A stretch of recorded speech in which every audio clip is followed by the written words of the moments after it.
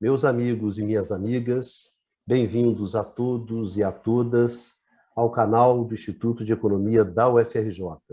Eu sou Ronaldo Bicalho e esse é o Conversas sobre o Mundo Contemporâneo, edição número 50.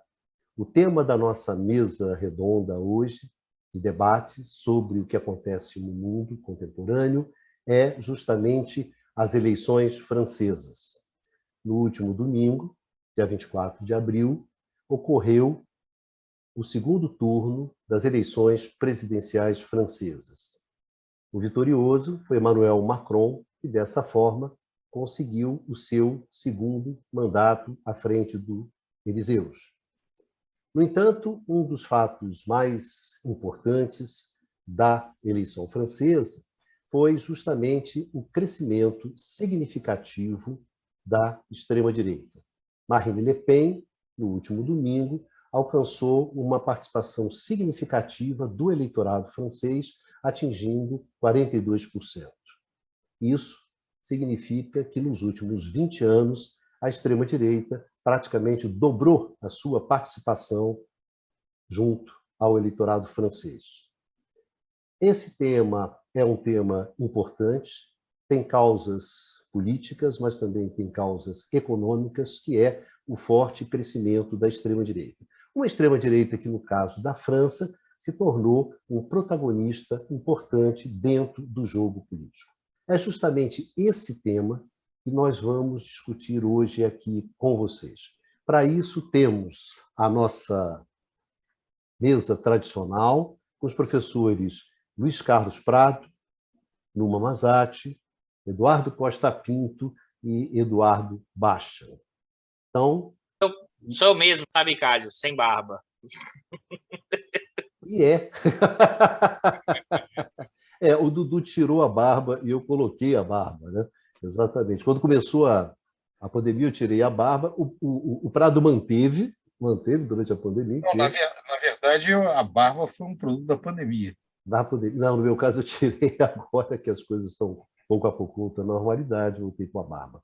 Bem, essa é uma questão, inclusive, irrelevante, que deveria ser tirada na edição do programa, mas tudo bem, faz parte. É mesmo, Dudu, você ficou impressionante. Então, depois o pessoal... Vocês deixem no comentário da descrição desse vídeo o que vocês acharam do Dudu ter tirado a barba. Tá bom assim, Dudu? Então, a gente tem a participação da galera do que achou. Então, dando as boas-vindas, né, aos... Vocês preferem Dudu com barba ou sem barba? Vou botar uma enquete aqui, exatamente. Como é que é, Dudu? Assine o canal, marque o sininho, e deixe na nossa enquete se o Dudu deve ficar de barba ou não, enfim, essas conversas fiadas. Mas hoje vocês estão com uma conversa... É porque é o número 50, né? Deve ser por causa disso que... O pessoal está relaxado demais. Vamos trabalhar. Dia de comemoração. Isso, vamos trabalhar.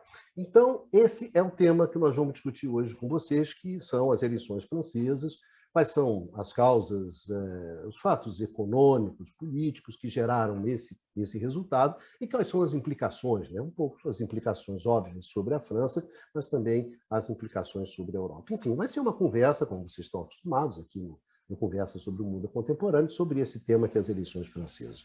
Bom, hoje eu vou começar com o Numa Mazati, né? Numa que, por razões óbvias, acompanhou de perto, né, as eleições francesas pelo próprio interesse, então, esse tema para o Numa, óbvio, né, o interesse óbvio. Então, hoje eu vou começar com o Numa.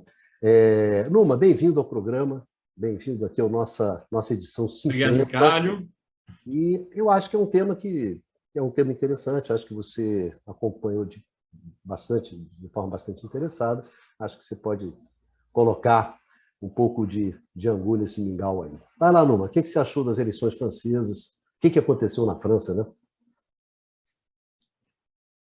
Bom, Bicalho, um vasto assunto, mas acho que primeiro, como você observou na apresentação, o elemento talvez mais importante, né, que a gente observou nessa eleição foi, mais uma vez, a continuação do crescimento da extrema-direita, do voto para a extrema-direita na França. Tá?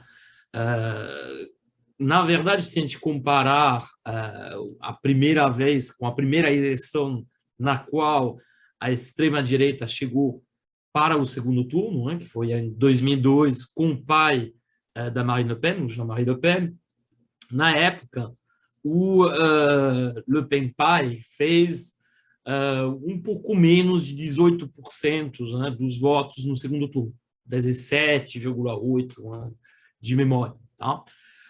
Ora, a Marine Le Pen, agora, conseguiu quase 42% dos votos. Tá? Então, muito mais que dobrou os votos em termos de proporção, né, em relação ao que tinha acontecido 20 anos atrás. Tá? E, na verdade, na eleição anterior, onde ela já tinha chegado no segundo turno, ela tinha conseguido também uma votação muito expressiva, só que ainda assim menor do que hoje, tá? Do que esse ano. Tá? Então, o primeiro fenômeno estrutural que a gente observa na França é esse crescimento do voto de extrema-direita. Aí, a grande questão também que se coloca quando a gente observa a evolução desse mundo político francês é o desaparecimento dos tradicionais partidos de centro-direita e de centro-esquerda que, na verdade, tinham organizado a vida política francesa desde o pós-guerra. Tá? O Partido Socialista, de um lado, né, representando o centro-esquerda, e o Partido de centro-direita, que foi mudando de nome, ultimamente chamado de Les Républicains, os republicanos, mas que já foi UMP, que vai mudando a cada década, mais ou menos, de nome. Né? Porém, esses dois partidos, tem que imaginar que, na eleição de 2012, representavam, no primeiro turno, mais de 50% dos votos, né? Quase 55%, na verdade, por cento dos votos. Nessa eleição, somando a votação pela candidata do Partido Socialista, Anne Hidalgo, e a votação para a candidata do partido de centro-direita, os republicanos, a Valérie Pécresse, você nem chega a 6%. Então, vocês têm uma verdadeira assim, explosão da organização política tradicional na França. Nesse sentido, com muitas, obviamente, ressalvas, né? A gente pode comparar o fenômeno que está acontecendo na França desde, na verdade, a última eleição de 2017, com o que aconteceu na Itália na década de 90, onde também os grandes partidos de centro e o Partido Comunista, que tradicionalmente eram os três grandes, assim, as três grandes forças, né, quase que desapareceram. No caso do Partido Comunista na França, isso era algo que aconteceu já há muito mais tempo, na década de 90. Mas, realmente, estamos frente a um mundo político completamente desestruturado, em relação ao que sempre foi. Tá? E, nesse sentido, essa eleição ela viu a consolidação muito clara de três grandes polos, representando, num primeiro turno, mais de 2/3 dos votos, mais de 3/4 dos votos, mais de 75% dos votos, que vão ser um polo liberal, representado pelo Macron, que essencialmente de centro-direita, mas que puxou uma parte do centro-esquerda mais, vamos dizer, neoliberal do ponto de vista econômico. Depois, um polo nacionalista de extrema-direita, representado pela Marine Le Pen. E, finalmente, um polo de esquerda, aí chamada de, assim, pelos analistas políticos franceses, de esquerda radical, mas que se autodenomina um polo popular, né, representado pelo Mélenchon. Então, a gente vê que esses três candidatos somaram mais de 75% dos votos no primeiro turno. Então, realmente, houve uma reorganização completa do espaço político francês. E, nesse sentido, é interessante que o projeto defendido pelo Macron, na verdade, recebeu uma adesão muito baixa. Tá? Pouco mais de um quarto dos votos, né, dos votantes realmente escolheram o projeto do Macron. Aí o que é interessante, bom, e depois a gente vai discutir isso muito mais, de forma muito mais aprofundada ao longo do programa, é olhar o que representa em termos de programa, em termos de visão de sociedade e, obviamente, no seu programa, em termos de visão econômica, cada um desses três polos. No caso do Macron é relativamente simples. Tá? A gente tem uma visão da organização da economia que é essencialmente neoliberal. Tá? Não é a versão mais extremista do neoliberalismo. Tá? Inclusive, a gente viu a atuação do Estado francês durante a pandemia. A ideia não é destruir completamente o sistema, tampouco de bem-estar social, mas evoluir na direção de uma flexibilização das regras do mercado de trabalho, numa assim, privatização de uma série de atividades tradicionalmente carregadas pelo Estado, num culto ao empreendedorismo, numa visão da política fiscal muito favorável aos capitalistas, aos empresários, enfim, um programa, vamos dizer, econômico, do ponto de vista econômico, neoliberal. Bom, aí, continuando olhando do ponto de vista econômico, depois a gente pode discutir as outras dimensões, do lado da Marine Le Pen, é um pouco mais difícil analisar, tá? Porque, de fato, desde a eleição anterior, a eleição de 2017,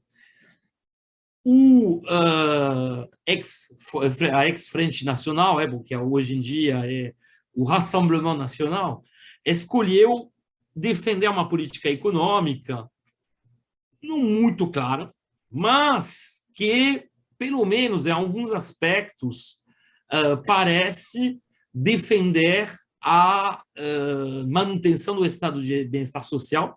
Tá? Só que, obviamente, excluindo desse estado de bem-estar social os imigrantes. Tá? E aí é muito complicada essa questão, obviamente, porque a própria definição do que é um imigrante não é nem muito clara por parte do partido. Tá? Isso não significa que a Frente Nacional, que a Le Pen, seja estadista, tá? Ou seja, defensora absoluta do papel do Estado na economia. Tá? Tomar cuidado com isso, porque, na verdade, tem ainda uma defesa muito forte das empresas, mas uma visão muito nacionalista. Tá? Então, tem a defesa de uma visão bastante isolacionista do ponto de vista econômico, tá? Muito protecionista nesse sentido. A gente podia estabelecer um paralelo com o Trump, as políticas comerciais que defendia o Trump.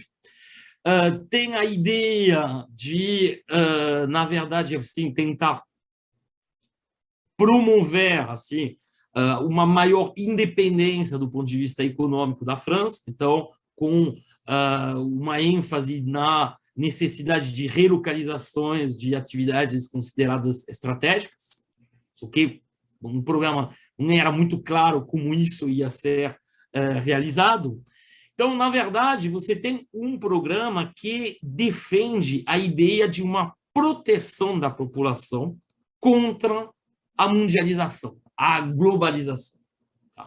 E, nesse sentido, há uma crítica permanente do Macron e do que ele representa, porque justamente o Macron seria o candidato da globalização feliz, da mundialização feliz, né?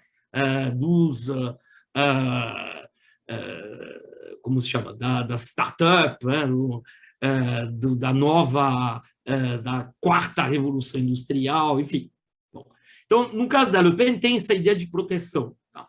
E essa ideia de proteção da população, você vai encontrar também num terceiro polo, no Mélenchon, né, um candidato de esquerda, extrema esquerda, eu acho que um equívoco de muitos analistas, porque na prática o Mélenchon fazia parte do Partido Socialista, era da área da esquerda do Partido Socialista, e na verdade tem um posicionamento que é mais assim de um partido de esquerda tradicional, assim, não neoliberal. Tá? Então, nesse sentido, o Mélenchon também tem esse discurso de uma proteção contra os excessos da globalização, contra os excessos do neoliberalismo. E no caso do Mélenchon, claramente, você tinha a construção de um programa que era o mais coerente de todos, mais detalhado, o mais justamente voltado para uma centralidade do papel do Estado na economia, da necessidade de regulação exercida pelo Estado sobre as atividades privadas, de propostas em termos de políticas fiscais que justamente visavam a melhorar a distribuição de renda, que no caso da Le Pen não aparecia, obviamente, e, obviamente, uma revalorização de tudo que constituem chamados bens públicos. Tá? Então, serviços de educação, serviços de saúde, etc., e, nesse sentido, o programa do Mélenchon ele é muito próximo do programa que carregava o Partido Socialista em 81, quando o Mitterrand foi eleito na França. Tá? E mais um programa keynesiano, tradicional, do ponto de vista econômico. Tá? Obviamente, bom, e depois vou passar a palavra para meus camaradas, tem muitas outras diferenças, que essas diferenças de natureza econômica. Mas eu acho que, de forma geral, a gente pode dizer que os polos Mélenchon e os polos Le Pen, eles representam justamente teria em comum, apesar das enormes diferenças ideológicas, essa ideia de proteger a população. Essa ideia de oferecer um escudo contra uma evolução das sociedades econômicas integradas, que é muito favorável para os chamados vencedores, os melhores formados, os mais cosmopolitas, mas que está esmagando, entre aspas, uma parte significativa da população. E, nesse sentido, a defesa do sistema de bem-estar social em sociedades onde, justamente, a solidariedade tinha passado a ser assumida pelo Estado é absolutamente fundamental. E, nesse sentido, eu acho que é muito notável que a maioria dos votos se expressaram em termos, vamos dizer, de visão, pelo menos, do papel do Estado e da questão da preservação do estado de bem-estar social para isso, para esse projeto. E que o projeto neoliberal do Macron juntou 25%, uns 26% para ele e uns 7% e pouco para outro candidato de extrema-direita, o Zemmour. Ou seja, é um projeto que tem uma adesão de, no máximo, 1/3 dos votantes, 1/3 da população. Quase 2/3, na verdade, rejeita em algum grau, e aí, bom, nem olhando esse esquerda ou direita, mas rejeita essa visão neoliberal da evolução da sociedade, da evolução da organização econômica. Então, passo a palavra para o Bicalho. Obrigado, Numa, pelas suas palavras iniciais, né, essas colocações iniciais sobre como você viu as eleições francesas, né?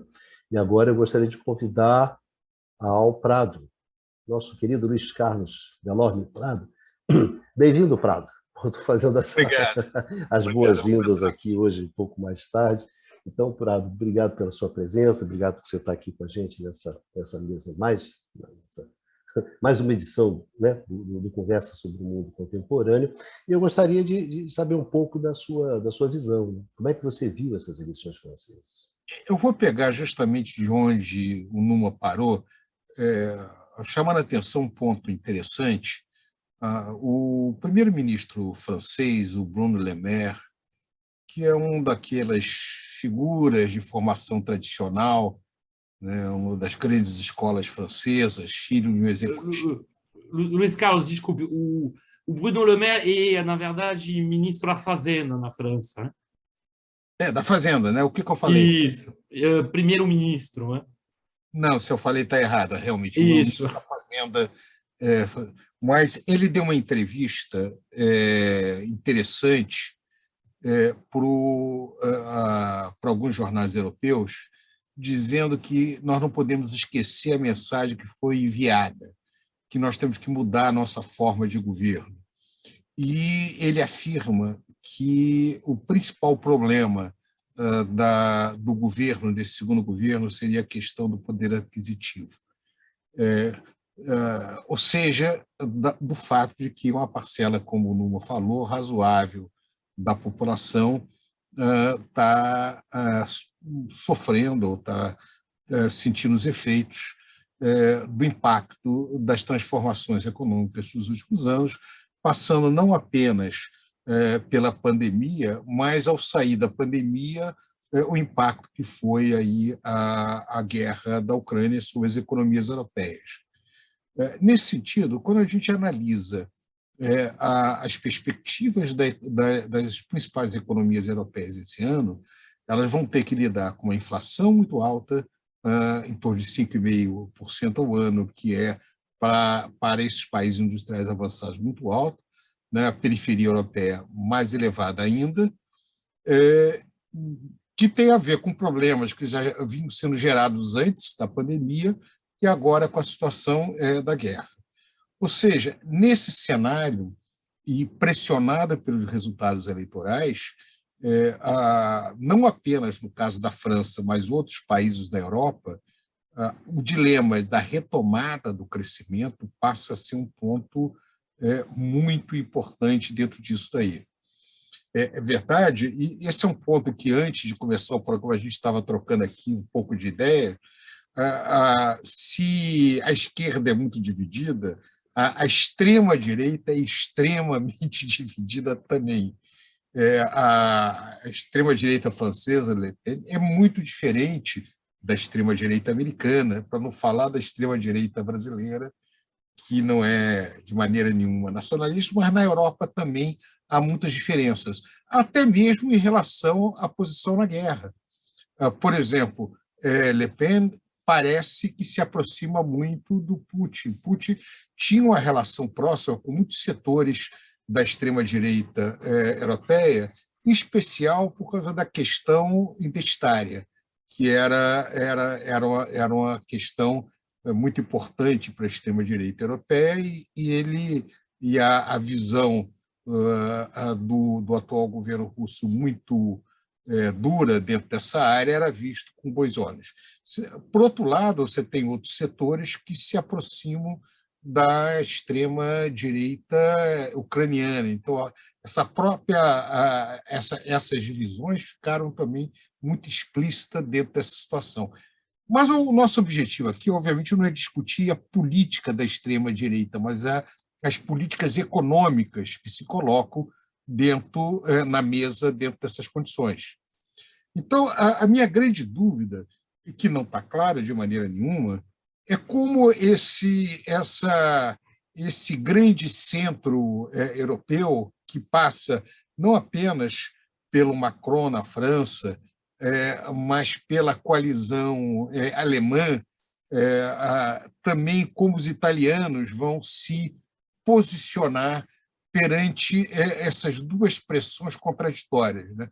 Por um lado, a necessidade de retomar o crescimento em função dos anos de estagnação, da pandemia e do impacto econômico trazido pela guerra, inclusive com pressões inflacionárias muito altas, e, por outro lado, as pressões tradicionais de se combater a inflação via política monetária mais estrita, de se fazer de se ter uma política cautelosa, do seu ponto de vista do tamanho da dívida pública, que é um pouco da cartilha dos liberais sobre essa visão de mundo eles foram formados, e certamente vai ser uma preocupação do chamado mundo dos negócios dentro dessa hora.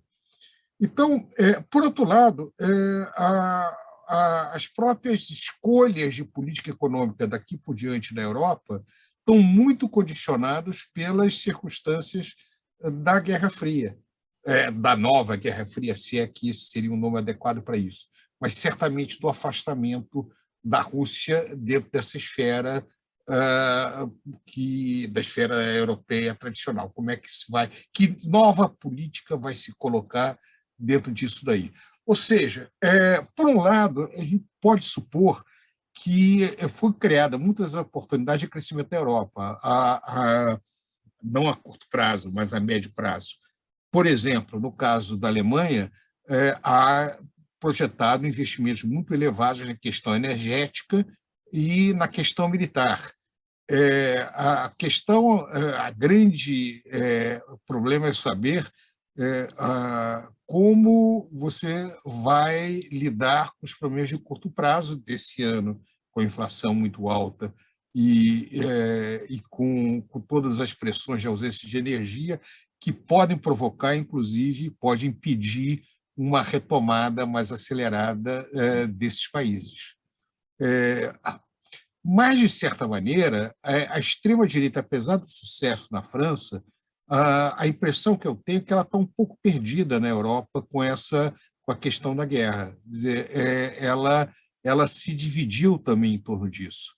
É interessante que a esquerda europeia basicamente tem uma posição contra a Rússia e a direita europeia, que era simpática à Rússia, agora parte dela é simpática também para a extrema-direita ucraniana.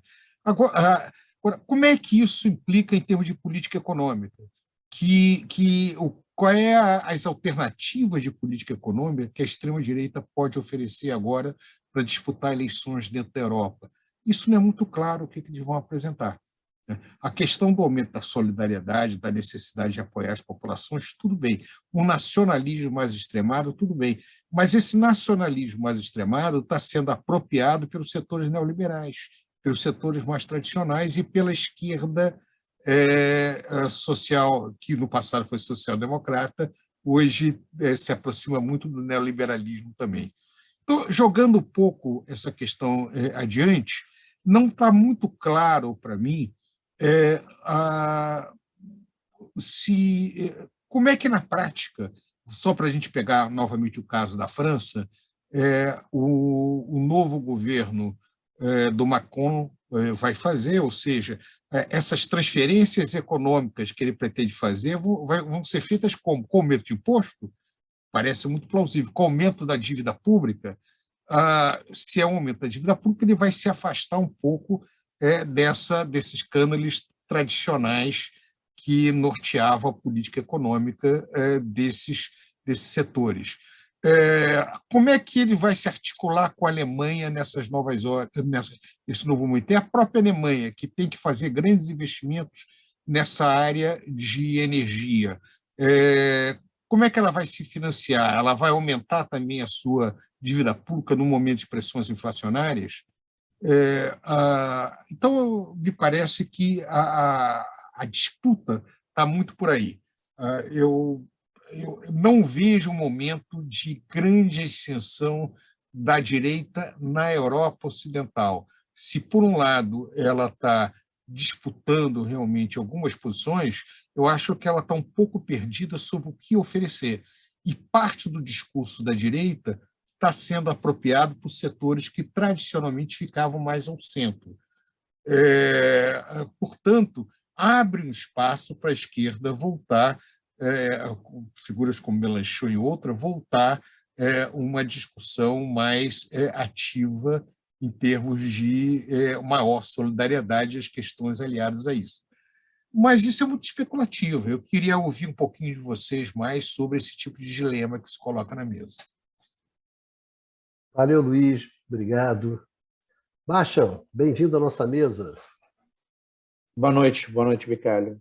Obrigado pela sua presença. Eu gostaria de saber a sua visão também sobre esse tema. Bom, eu me lembro, em 2017, pouco depois da primeira vitória do Macron, quando o Macron ganhou o seu primeiro mandato de presidente, tomando um café com Numa, né, e discutindo, né, debatendo sobre o que significava essa vitória e o que esperar daqui para frente. E nós dois, né, tínhamos a sensação de que, bom, o projeto do Macron, que é um projeto neoliberal, né, esse era o projeto dele, assumidamente neoliberal, não vai entregar, né, para a população francesa, para a população que está mais insatisfeita e se sentindo mais desamparada, não vai entregar o que ela precisa.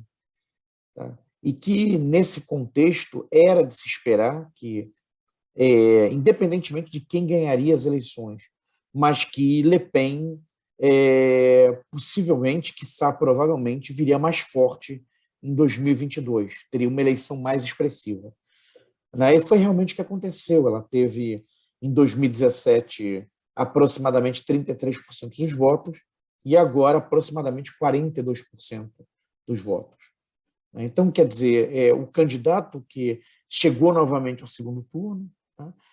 E o candidato que fazia o contraponto, então, a candidata de extrema-direita, né? Se lá atrás, contra o pai dela, né, o Chirac, ganhou com uma margem enorme, né, essa margem, como vocês já salientaram, está se estreitando, né, se estreitou nesses últimos 20 anos, e a gente percebe, quando trouxe agora os dados, um estreitamento não desprezível, né, de 2017, nos últimos 5 anos, 2017 para 2022. Né, e, além de tudo, tem o surgimento de um candidato ainda mais, né, à direita do que a Le Pen. Eu acho que isso é uma novidade importante. Pois é, além da votação que ela fez agora no segundo turno, ainda havia um segundo candidato mais extremista do que ela. E aí, quando a gente pensa, então, nesse intervalo, nesse primeiro governo do Macron, né, um acontecimento super importante, né, e que diz respeito a essa incapacidade da agenda do Macron de entregar para a população, né, usando aqui a linguagem coloquial, é o movimento dos coletes amarelos. O movimento dos coletes amarelos, que apareceu, se não me engano, em 2018, né, e que, na verdade, acabou um pouco sepultado pela pandemia. Mas ele continuou ao longo de 2019. Né? Era um movimento um pouco difuso, né, mas que canalizou insatisfações de uma parcela da população francesa, né, e tinha um elemento de catarse. E aí eu me lembro, do ponto de vista agora mais material e objetivo, né, de um programa quando o movimento, poucos meses depois dele ter surgido, em que buscaram, né, a figura que era uma senhora, que acho que acabou conhecida como a primeira colete amarelo, que tinha puxado a primeira manifestação, enfim. E quando falavam, a entrevistaram, ela falou, né, da piora de vida nos últimos 20 anos, 20, 30 anos, da perda de qualidade de vida, de que, enfim, acho que a pensão que ela recebia, a aposentadoria, ela já tinha dificuldade de pagar as contas. Né? Então, tudo tem que ser olhado também do ponto de vista relativo. Né? Quer dizer, é claro que um trabalhador francês tem condições, em média, muito melhores do que, por exemplo, tende a ter do que na América Latina, né? ou na Ásia, na mesma posição. Só que o que interessa a essas pessoas, elas estão olhando contra aquilo que elas conheceram, a realidade delas como era no passado. E o que elas... e esse depoimento dela, né, na verdade, que expressa muito o que é o descontentamento, a razão do descontentamento de muitos daqueles que aderiram aos coletes amarelos é uma sensação de piora, né, de perda de qualidade de vida, de perda da sua renda, do seu poder aquisitivo, não por causa da inflação, né, nas últimas décadas. É uma sensação de decadência, né, de estar decaindo ao longo do tempo, né? E agora, quer dizer, esse é o pano de fundo mais importante, né? Quer dizer, o elemento de substância, né? Essa sensação de perda, de deterioramento da vida, deterioração da vida, né? de queda nas últimas décadas, mas o ponto objetivo, que foi o detonador do movimento dos coletes amarelos, foi um aumento de imposto sobre fontes energéticas de origem fóssil, tá? Que está inserido, então, quer dizer, no âmbito dessas discussões agora que estão muito em voga, né? Na Europa principalmente, e que são importantes, da transição verde. Que agora vão afetar muito a população, independente. Exatamente. Mas então é lembrar que o que detonou, quer dizer, existem causas que já estavam ali, né, insatisfações latentes, mas o que detonou foi um aumento de imposto que caminhava nessa direção da transição verde, tá? Um imposto sobre fontes energéticas de origem fóssil. Tá? E o Macron, agora, quando se elegeu, ele se elegeu agora em 2022 para o seu segundo mandato, ele ressaltou, né, a importância dessa transição verde, desse elemento, né, verde nesse novo mandato dele. Tá? E aí fica uma questão que o Dudu sempre gosta muito de comentar: quem vai pagar a conta? Né? E quem for escolhido, entre aspas, para pagar a conta, como é que vai reagir em relação a isso? Tá? Num contexto, né, em que a dimensão energética realmente está se torna uma questão fundamental para os europeus, né? Ainda que, diante da guerra na Ucrânia, enfim, dessa ruptura, né, das relações dessa fratura, né, nas relações com a Rússia. Agora, de todo modo, só uma observação, do ponto de vista inflacionário no começo do ano e do que foi 2021, bom, a França ela é menos dependente do gás russo do que, por exemplo, a Itália e principalmente a Alemanha. Tá? Então, a inflação francesa, tá, antes da guerra, de estourar essa guerra na Ucrânia, ela não vinha aumentando tanto como em outros países, tá, da Europa. Então, ela vinha sendo menos afetada. É claro que isso vai afetar todos, na verdade, está afetando o Brasil também, economias emergentes, mas, em princípio, né, pegando essas três economias que são muito importantes da Europa, França, Alemanha e Itália, a França é a menos afetada pelo aumento do custo de energia. Tá? Esses acho que seriam os primeiros elementos que eu queria trazer para a discussão. Depois a gente pode explorar, né, melhor, de repente, indo para um caminho do papel agora da França na Europa e da Europa no mundo, né, ou da questão da extrema-direita e da esquerda, né, quer dizer, um ponto que eu acho que a gente tem insistido, né, pelo menos eu sei que em alguns programas eu já toquei nesse ponto, né, que é esse esvaziamento dos partidos tradicionais de esquerda, em função do processo de, entre aspas, neoliberalização pelo qual passaram a partir dos anos 80, né, e que não tem o que oferecer, né, que não tem o que oferecer para a população. Tá? E esse espaço é ocupado. Tá? Chama a atenção que, olhando o mapa, né, eleitoral na França, a Marine Le Pen fez uma votação extremamente expressiva na região ali ao norte de Paris, Lille, né, que foi uma região industrial importante e que, no passado, tradicionalmente, era um reduto, né, do Partido Socialista, onde o Partido Socialista costumava ter um resultado muito bom. Tá? e hoje, enfim, quase dominado pela Marine Le Pen, pelo menos no mapa desse segundo turno. Tá? É isso aí, eu acho que eu passo para o Dudu e a gente continua a conversa no próximo bloco. Valeu, Baixa, obrigado. Eduardo Costa Pinto, bem-vindo ao programa, obrigado pela presença e coloca aí a sua colher nesse angu, poxa. Ou nessa muqueca, como você gosta. Nessa muqueca. Eu quero ressaltar um ponto que o Numa trouxe, quando ele definiu e apresentou os principais polos da eleição francesa e da representação desses polos em termos de política econômica, mas também do olhar sobre a sociedade francesa. Porque eu estou querendo ressaltar, sobretudo, o que você destacou, Numa, do programa da Marine Le Pen. E por quê? Né? Porque você alertou e chamou atenção, me corrija se eu estiver falando errado, mas que não tem ainda uma identificação clara de uma política estatal ou de uma política, mas, ao mesmo tempo, tem uma maior preocupação com os efeitos do emprego e renda sobre os trabalhadores. Não é isso? Como você apresentou. E eu quero chamar a atenção que, para mim, isso é uma novidade. Eu queria ressaltar isso. Isso é uma novidade na configuração atual do que é a extrema-direita no mundo. E por que eu estou querendo ressaltar isso?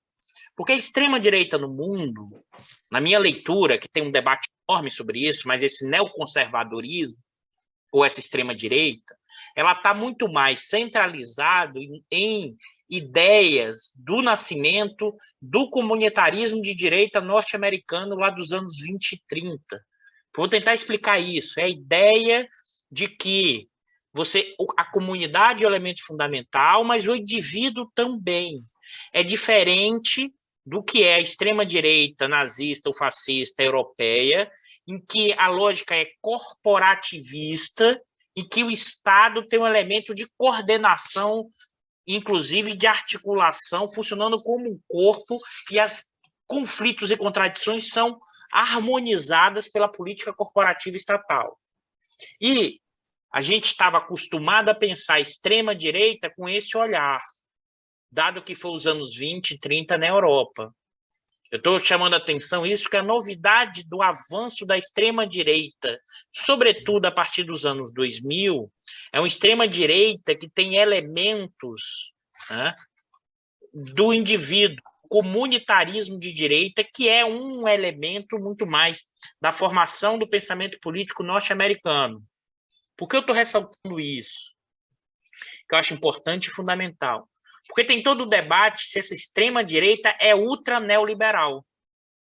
O Laval e esqueci agora o nome do outro autor, que vão puxar essa ideia, francês, Dardot e Laval, isso seria um ultra-neoliberalismo. Eu discordo completamente. Por quê?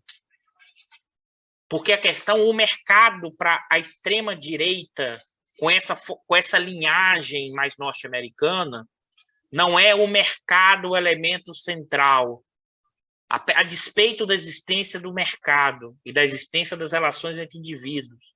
O central é a questão ética e moral. O mercado não pode se sobrepor aos valores morais e éticos, quer seja do que é o francês ou a nacionalidade, do que quer que seja os valores norte-americanos ou quer que seja os valores ocidentais, cristãos e iluministas, ou eurocêntricos. E por que eu estou chamando essa atenção? Porque esse movimento, em certa medida, que o Numa apresentou, isso é uma certa mudança em um país relevante na arena internacional e que serve de exemplo para os movimentos de extrema direita no mundo. E aí, Prado, a gente às vezes discorda nos programas. Eu tenho uma visão, em certa medida, contrária dos pontos que você levantou. Você levantou, não sei se me corrija também se estou falando errado, mas você comentou que você acha que a extrema-direita não cresceu, não. Eu acho que a extrema-direita cresceu muito. Não, eu não falei que cresceu. O que eu estou dizendo é o seguinte, eu acho que a crise na Europa está levando a um dilema da extrema-direita. A extrema-direita ela se aproximava muito do discurso tradicional russo, quer dizer, em especial a visão extremamente crítica das questões identitárias e de vários outros elementos identitários. Nesse sentido, você vai ter muita aproximação entre o discurso da Rússia com segmentos da extrema-direita de alguns países europeus. Agora, a Rússia não tinha uma política neoliberal. Tá? Mas, então, Prado, eu concordo com você integralmente no que se refere a isso. O que eu estou dizendo é que agora ela está partida. Mas, Prado, mas esse que é o ponto. A dificuldade é de achar que a extrema-direita, em algum momento, vai ter unidade. Ela não tem, ela é um movimento. Isso, para mim, é cada vez mais claro. A gente quer partir de uma lógica, de uma racionalidade, e que a gente vai olhar a extrema-direita a partir de uma racionalidade que eles não têm. Eles são um movimento. Eles não são uma teoria organizada para pensar a transformação. Essa é a minha leitura. E por que eu estou falando isso? Olha o que é a extrema-direita norte-americana. São mais de 20 ramos diferentes. O que os unifica? Os valores. E permanecem fortes. No caso francês, é o valor, como o Numa falou, é uma parte ali de direitos sociais para o francês. O caso norte-americano é para o norte-americano. Claro que tem particularidades em cada país. E aí, para mim, esse movimento da Le Pen, ele pode estar abrindo também especulação, novos elementos e trazendo de volta, aos poucos, elementos do corporativismo da extrema-direita tradicional, porque está trazendo de volta elementos, né, associados a emprego, renda. É claro que ainda, para mim, não está pronta. Eu concordo com você, Prado. Essa visão não está literalmente pronta na forma de atuação da extrema-direita. Mas é evidente que a minha leitura é que isso, enquanto um lado não resolver, aí eu volto para a discussão da esquerda, Numa, que você trouxe do Mélenchon, que ele também ainda titubeia, que ainda é um elemento, mas vai mais para a esquerda, enquanto você não mudar estruturalmente elementos econômicos de emprego e renda, né, você vai ficar exatamente nesse movimento de volta eleitoral o tempo inteiro, até que alguém consiga, quer seja pela esquerda ou pela extrema-direita, fazer esse tipo de mudança, porque o neoliberalismo progressista não fará. E eu duvido, e aí já fazendo a provocação para o Prado já está agoniado para voltar, eu duvido que esse discurso alemão do investimento, ou mesmo que o discurso do Macron do segundo turno, como o Numa falou, que tenha vinculado a uma maior preocupação social, acontecerá.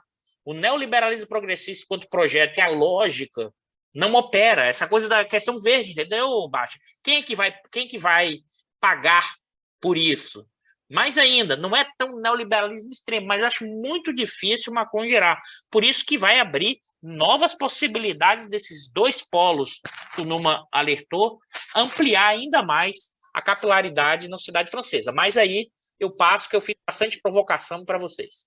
Não, Prado, só um momento antes de você travar as suas questões com... Não, tem muitos pontos que eu concordo. Não, eu gostaria só de... Eu quero qualificar só. Sim, mas antes eu gostaria de aproveitar um pouco mais o Numa sobre a questão francesa, das eleições. Numa, na sua apresentação, quando você colocou, eu acho que não só o que você ressaltou, não só o crescimento da extrema-direita, mas você chamou a atenção sobre outros movimentos. O primeiro deles foi o encolhimento do centro, digamos assim, onde a direita tradicional e o Partido Socialista encolheram violentamente, né? Muito. Inclusive com um fato curioso, né, de que o PCF, Partido Comunista, ganhou, né, nas eleições do Partido Socialista francês, não é isso? Teve mais votos, né? Acho que o que não acontecia desde os anos 70, eu acho, tinha uns 40. Isso parece, Bicalho, quase que disputa da Série C, né? Isso, se você quiser, você pode fez 2%, o outro fez... Isso, um fez 1,5%, alguma coisa desse tipo. Então, eu acho que tem essa coisa do encolhimento do centro. Tem uma questão também que eu acho interessante com relação ao Macron, que o Macron, como você colocou esse neoliberalismo software, né, o neoliberalismo com a face humana, né, uma preocupação, alguma coisa desse tipo, que se aproximaria muito do que seria, bota aspas enormes em cima disso, de uma terceira via. Se você tivesse uma terceira via ipsis literis, né, e não a nossa terceira via, que não tem nada de alternativa aos dois campos, mas o Macron, em 2017, eu acho que representou um pouco isso, fez um pouco ensaio de rabo disso. E você chamou a atenção também de uma coisa, que o Macron só mudou o discurso no segundo turno. Ele estava com um discurso bastante agressivo no primeiro turno. Ele achava que ia ganhar fácil, etc., etc., não estava reduzindo. Então, você tem esse encolhimento do centro, o Macron surge como essa terceira via, que, na verdade, não é terceira via, né? Bom, a gente bate, mas a gente bate mais leve, né? Não sei nem como é que é essa questão. Mas o que eu queria chamar a atenção que você levantou sobre os polos, e aí uma questão particular, né? Era como se você tivesse um terço, um terço, um terço, grosseiramente, né? Lembrando que o Mélenchon, ele chegou perto, né? Ele poderia ter ido para o segundo turno, talvez ali um pouquinho, talvez nós tivéssemos discutido... Se o Partido Comunista tivesse apoiado... Não, mas aí que eu vou querer perguntar para o Numa essa questão, que eu acho que aí é que eu tenho uma coisa que eu realmente tenho uma curiosidade sobre o Numa sobre isso. O Mélenchon, eu acho que aqui tem uma questão da esquerda que interessa. Eu acho que ele fez um movimento no sentido, primeiro, da retomada dessa questão econômica, né? A questão econômica no centro. No segundo lugar, é essa coisa de nós somos contra tudo que está aí, né? Ou seja, nós somos contra os neoliberais. Daí ser completamente impossível para o Mélenchon dar o apoio para o Macron no segundo turno, seria um suicídio político. Ele não é essa a questão. Quer dizer, esse caminho da esquerda, que inclusive, Baixa, eu acho que significou, tive essa impressão, Numa, vi outros analistas fazendo isso, um afastamento do Mélenchon de uma esquerda tradicional, da visão tradicional da esquerda francesa, e tentando, eu acho que isso que você usou, quer dizer, o torno de uma esquerda popular, não acho que não foi gratuito nesse ponto. Então, eu gostaria que você falasse um pouco do Mélenchon, desse movimento, no sentido de disputar, digamos assim, os grandes perdedores da globalização, da financiarização, com a extrema-direita, de fato, ir lá, e conseguiu ser bem-sucedido nisso. Eu gostaria que você falasse um pouco do crescimento dessa esquerda popular, e que me parece que tem traços diferentes, né? Que, se a gente for ali pensando no primeiro turno, eu acho que tem que reconhecer, a extrema-direita cresceu, mas a esquerda também cresceu. Então, Bicalho, antes de responder a sua pergunta, eu não diria que o centro desapareceu, é que, na verdade, eu diria que o Macron representa o centro-esquerda, o centro-direita, foram se aproximando tanto em termos de programa econômico, em termos de visão da organização da sociedade, que, de fato, não havia mais muita razão para eles não se juntarem, né? E o Macron teve a esperteza, né, de ver que a terceira via era a hora, na verdade, da terceira via na política francesa.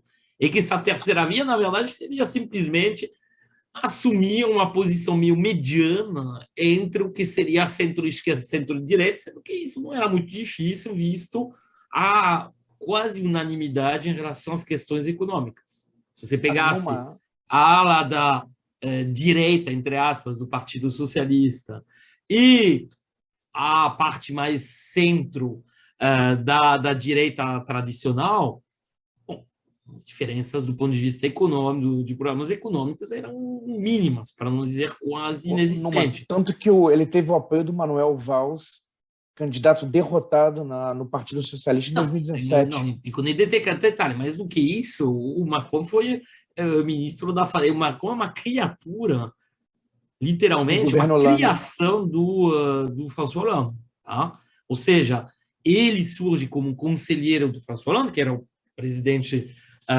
socialista, o presidente de esquerda, com aspas, entre 2012 e 2017, vira ministro da Fazenda, aí adquire uma fama em relação ao público, e graças ao apoio de uma coalizão, vamos dizer, de um conjunto de empresários, e quando eu digo de empresário, na verdade não é isso, de presidentes, CEO de grandes empresas. Não são empresários proprietários, não é como no Brasil, tá? Está falando assim de executivos de alto escalão que têm um perfil de formação, que frequentaram, muito parecido com o Macron, frequentaram as mesmas escolas, tiveram a mesma educação superior e encarnam, e isso é um ponto muito importante, a questão das elites na França.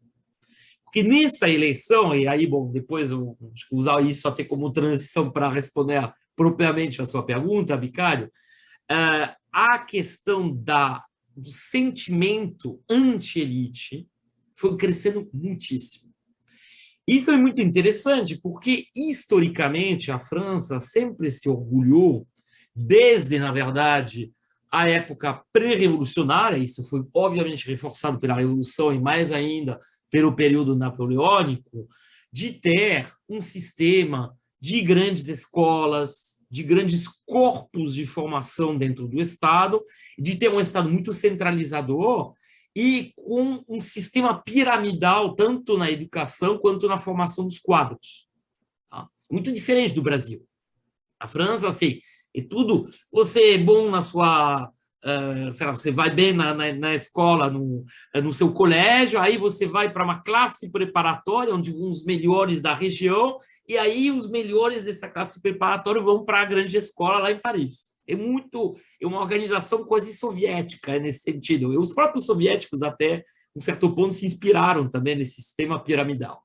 E isso sempre foi o grande orgulho. E a encarnação disso é a Escola Nacional de Administração na França, pela qual passaram assim muitos dos presidentes do pós-guerra na França, e pela qual passou o Macron.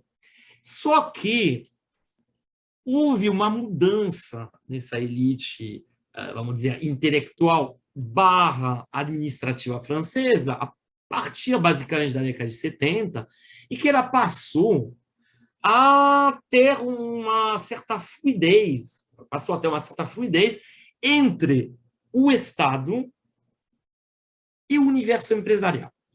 Isso começou inicialmente com as empresas públicas. Como vocês sabem, a França era até designada, até a década de 80, como uma economia capitalista mista, no sentido em que você tinha uma participação na produção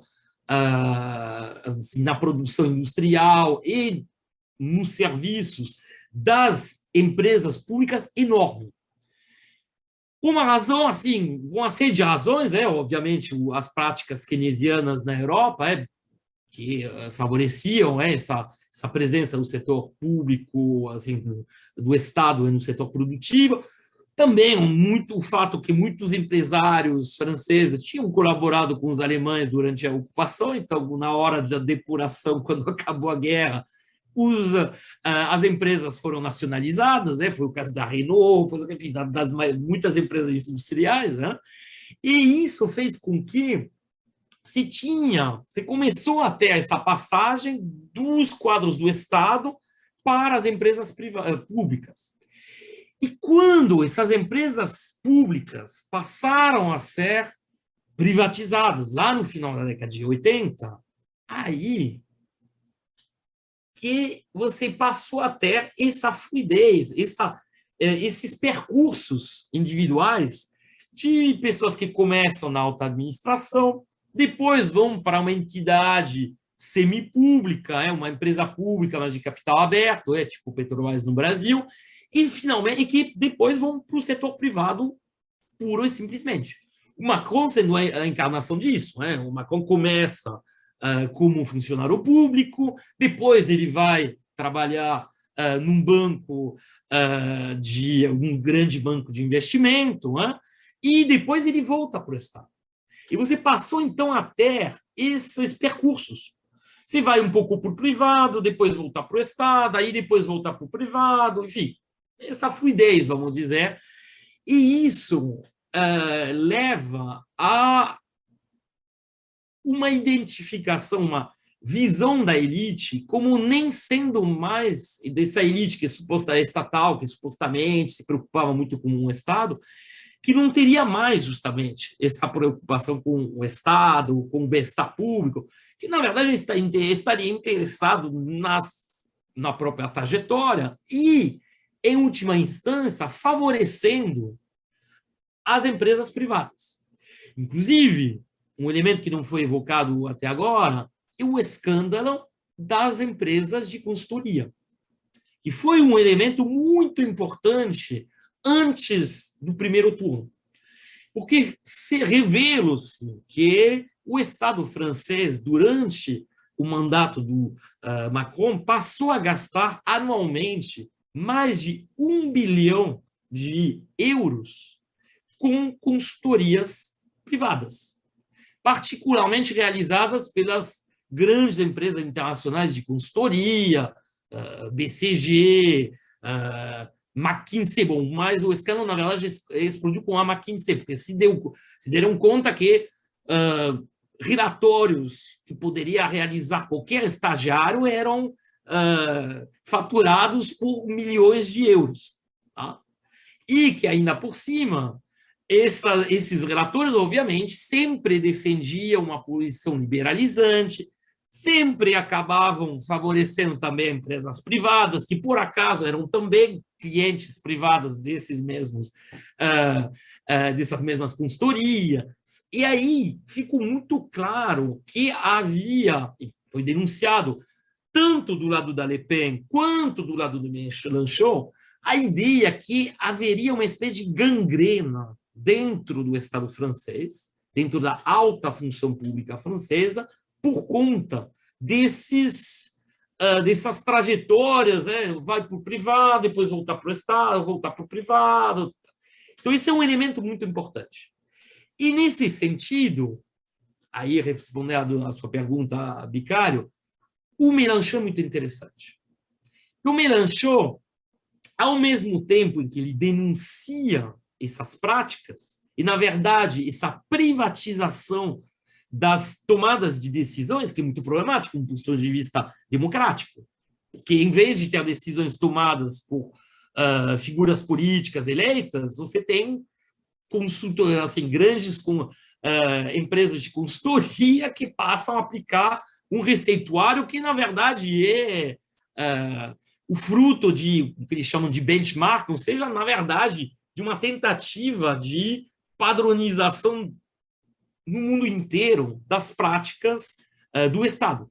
E, nesse sentido, transformando o Estado num espaço de adotando os princípios do gerenciamento do setor privado. Tá? Então, isso foi muito denunciado pelo Mélenchon. E, nesse sentido, o Mélenchon é interessante, porque, ao mesmo tempo em que, ao contrário da Le Pen, ele não tem uma atitude anti-intelectual, anticultura, pelo contrário, porque a Le Pen tem isso, que ela herda do substrato de extrema-direita. Ao mesmo tempo, o Mélenchon, e aí tem essa dimensão popular, e por isso que ele não quer ser identificado com a esquerda tradicional, e particularmente com o Partido Socialista. O Mélenchon, ele rejeita essa privatização, entre aspas, do Estado. Ele rejeita essa neo-elite que foi se formando e confundindo o privado com o público. Ele vai justamente colocando como a preocupação essencial o povo e, em particular, o fornecimento de bens públicos ao povo, ou seja, os serviços públicos, educação, saúde, etc.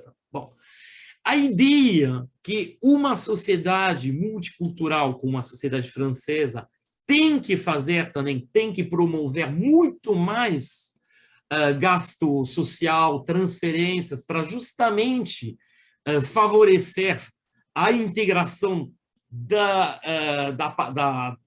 população francesa de origem estrangeira, que vem sendo cada vez mais guetoizada, tá? E, portanto, ter essa preocupação de, vamos dizer, de promover uma... Como poderia eu colocar isso? Uma maior integração da população, de forma geral. Não só da população, da população de forma geral e do território. E de falar aos esquecidos. Os esquecidos, e aí vai depender, tem várias dimensões. Tá? Isso, obviamente, se volta para aquele mundo do operariado que foi desaparecendo na França. Hoje em dia, nas atividades industriais, você ainda tem muita produção industrial na França, mas ela é realizada por técnicos, por engenheiros, etc. Você não tem mais, assim, tem muito, cada vez menos, pelo menos, aquele operário do chão de fábrica. Esses operários que foram perdendo seus empregos nas últimas 2, 3 décadas, de forma acelerada, bom, aí tem um efeito China, a relocalização das atividades mais intensivas em mão de obra em países da periferia, particularmente na Ásia. Essas pessoas perderam, na verdade, seu substrato, porque ao perder seu emprego industrial, toda a inserção dentro de sindicato, dentro de uma coletividade, ela foi acabando. Tiveram que aceitar os empregos precarizados, aí, bom, encarnados agora na fase mais recente pela uberização, né, do mercado de trabalho, ou seja, por trabalhos, assim, por empregos cada vez menos qualificados, menos estáveis, etc. Algo que é exaltado pelo Macron. O Macron, por exemplo, falou, não, reduzi durante meu mandato, reduzi enormemente o desemprego.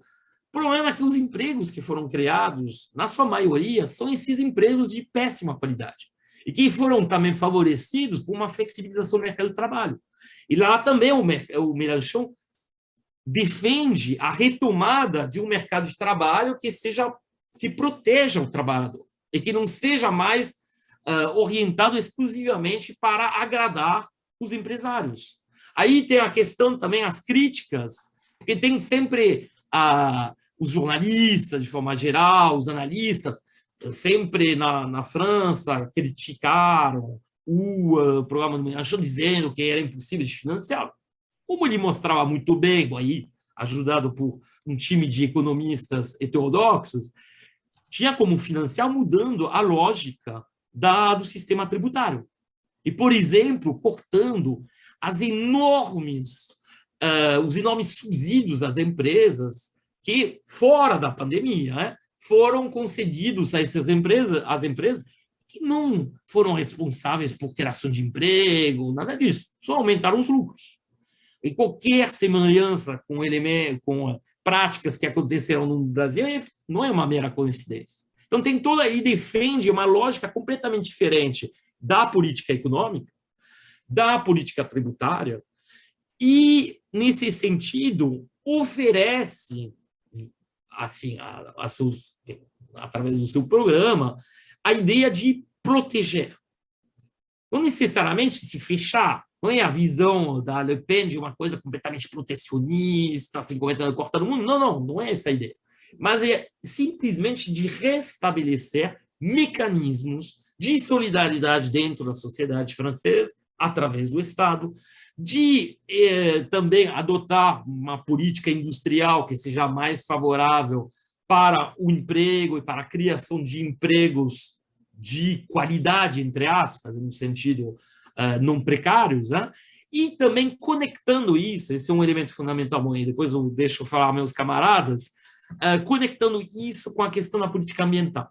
Porque a política ambiental foi um ponto muito importante do programa do Mélenchon, mas muito diferente, assim, bastante diferente do que propõem os ecologistas na França.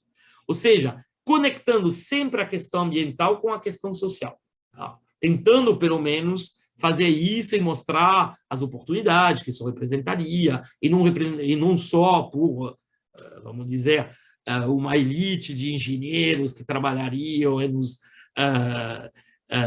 nos projetos assim mais prestigiosos, mas simplesmente mostrando que desenvolvendo os chamados circuitos curtos, favorecendo uma certa relocalização de atividades e a imposição de determinadas regras ambientais, você poderia criar muitos empregos. Tá? Então, não sei se eu consegui responder a sua pergunta, Bicário, mas basicamente são os elementos assim principais que eu identificaria no projeto do Mélenchon. Tá? Obrigado, Numa, até porque gostaria de chamar a atenção para isso. Né? A gente coloca uma grande ênfase no crescimento da extrema-direita, mas um evento importante também que teve nas eleições francesas foi o crescimento da esquerda. E me parece que é um crescimento mais sólido, mais consistente. E disso a esquerda popular. De uma esquerda popular. Botando o povo, porque a esquerda, a Partido Socialista, só para encerrar, a esquerda, a Partido Socialista, tinha passado a só falar para a classe média alta. Tinha se desinteressado completamente do povo. E, nesse sentido, até jogou uma parte do povo para o voto de extrema-direita. Então, essa falta de preocupação em relação ao povo, esse é um problema que motivou a evolução e o surgimento dessa nova via na esquerda, que acabou finalmente que está ficando meio hegemônica, porque se você junta o voto de esquerda, todos vai chegar, sei lá, sendo muito generoso a 30%, integrando os ecologistas, e o Mélenchon, no primeiro turno, e o Mélenchon fez 22%. Então, na verdade, ele representa, hoje em dia, mais de 2/3 do voto de esquerda. Então, realmente, nesse sentido, ele implodiu. Assim, na verdade, ele representa uma reorganização completa do que é a esquerda na França. É isso, a esquerda que não tem vergonha de ser esquerda, né? Pradinho, Exatamente. Você que está aí...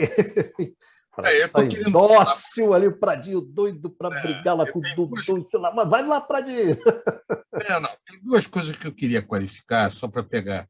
Dudu, concordo integralmente com você que a direita é um movimento, que é a extrema-direita, mas o neoliberalismo também é um movimento, tanto que eu uso a expressão neoliberalismos. Você tem uma parte da esquerda que nós estamos falando, principalmente a antiga esquerda socialista, etc., neoliberal em termos de política econômica, combinando com defesa de valores, de uma agenda de valores que é odiada pela extrema-direita, principalmente na área identitária, mas também na questão da imigração, da questão racial, etc. O ponto que eu queria trazer é que eu acho um equívoco nós discutirmos sobre a direita e a esquerda na Europa agora, ignorando o impacto da guerra. A guerra vai ter impactos que não são muito claros, mas vão ter impactos importantes sobre isso. Vamos dar nome aos bois. Você pega, por exemplo, Jeremy Corbyn na Inglaterra, que é uma figura importante na esquerda popular, para incorporar o nome do Numa, que perdeu eleições, foi boicotado no próprio Partido Democrata.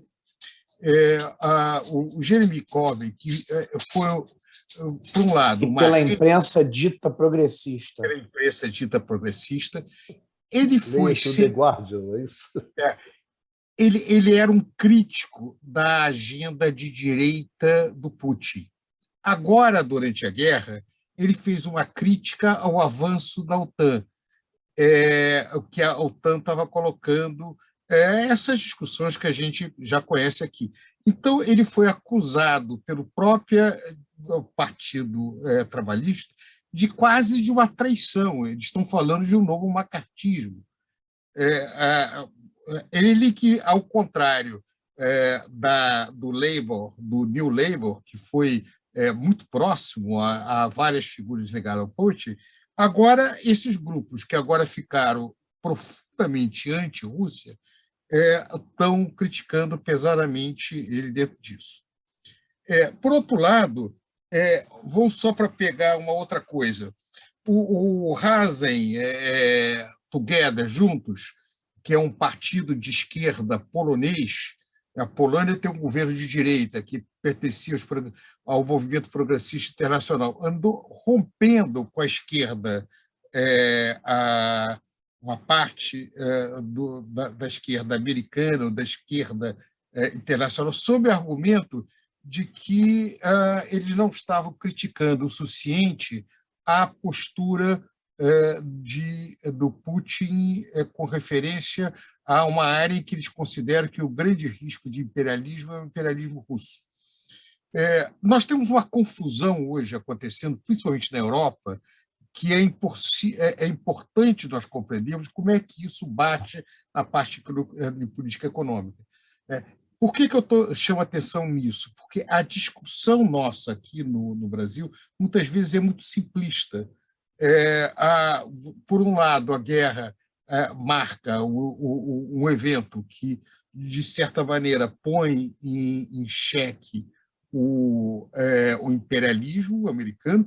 Por outro lado, você tem dois movimentos que são muito complicados. A agenda hoje da Rússia, principalmente em vários dos elementos que nós consideramos importantes dentro do Ocidente, que ela é uma agenda ruim. É claro que também, no caso da Ucrânia, você tem lá os neonazistas, é muito complicado, mas isso está batendo na política europeia e está trazendo, inclusive, algumas implicações curiosas. Você pega o caso da Hungria agora, já vou passar para você, mas a Hungria tem um governo de extrema-direita, mas é um governo de extrema-direita que dá coisas para a população, ele está preocupado com a qualidade de vida da população. Ele foi eleito com muita facilidade, mas ele foi eleito com muita facilidade porque ele, curiosamente, é um governo de direita, mas não é neoliberal, é nacionalista dentro desse aspecto. Então, como é que isso vai impactar na Europa? Como é que essa direita lá Orbán vai operar dentro desse tipo de circunstâncias? Que direita lá Orbán é muito parecida, sob alguns aspectos, com direita lá Le Pen. Ela tem algumas proximidades importantes dentro disso daí. Como é que eles vão se posicionar daqui para frente? Com essas transformações na Europa, o que isso altera a agenda da política econômica de direita e o que altera a agenda de política econômica de esquerda? Porque nós não podemos deixar de tocar nesse assunto ao analisar as implicações da derrota da direita hoje na França. Desculpe, Dudu, você queria falar alguma coisa? Não, eu acho que dá para ligar a guerra e o que o Numa falou dos polos. Por quê, Prado? A despeito das posições partidárias com apoio ou não à guerra, tem uma dimensão estrutural. A guerra vai aumentar o preço da energia, a guerra vai aumentar o custo para a população, o que significa dizer que, eleitoralmente, os polos que o Numa ressaltou, que estão se aproximando da questão popular, eles vão crescer na Europa como um todo. E por que vão crescer como um todo? Porque senão não vai ganhar eleição. Porque como vai piorar a guerra no espaço mais de médio prazo, vai gerar um problema de piora da renda. Vai aumentar a inflação, vai deteriorar as condições materiais de boa parte da população. Esse ano e o próximo, agora. Já está ocorrendo. Já está ocorrendo agora e ocorrerá talvez por um prazo mais longo, porque aí, Prado, eu não acho que esse investimento virá tão rápido assim, não. E aí, nesse sentido, é o que o Numa falou. A extrema-direita e a extrema-esquerda, elas vão se movimentando, não é de uma hora para outra, mas elas vão se movimentando para ter voto nessa estratégia que a Le Pen fez, né, e que a esquerda francesa fez. Fez num sentido, inclusive, pragmático do voto. Por quê? Porque acho que o efeito da guerra terá um efeito na piora das condições do operariado, dos trabalhadores na Europa como um todo, dados os efeitos inflacionários. Então, acho que a trajetória no médio prazo é os partidos ou na extrema-direita ou na esquerda, né, lá vão caminhar por essa direção, Prado. Esse acho que é meu ponto.